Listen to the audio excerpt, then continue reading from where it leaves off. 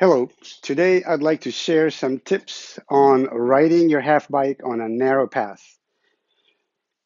So, for example, if you are somewhere two-way path and there's somebody in front of you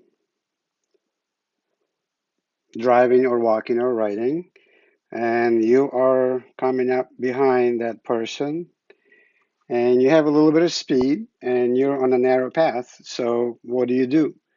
Um, it's gets a little tricky. It's not very obvious. It seems like you just pass them, but there are a couple of things that are involved in this. And let me tell you what's going on. You do not ever want to guess what's in people's mind. You don't know what this person is going to do.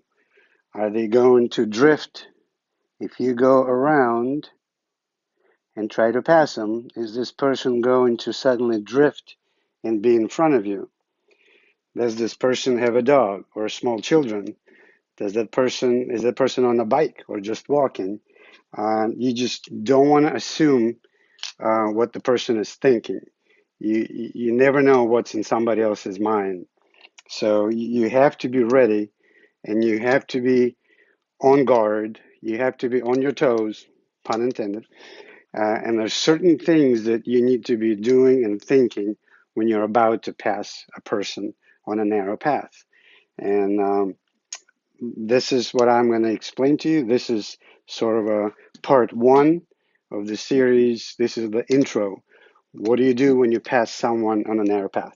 Also, another situation, what do you do when you're trying to pass someone on a narrow path when there's somebody else going the other way? So one person is walking or riding this way. You are you are behind that person. And then also there's somebody in the opposite direction. So what do? It gets tricky also. Do you have time to go around and pass the person, or do you need to slow down? So there's some scenarios that I'd like to show you. And this is the end of the intro part. And in part one, I'll tell you how to pass just one person on a narrow path, how to pass them from behind and go around them. Okay? So see you in part one.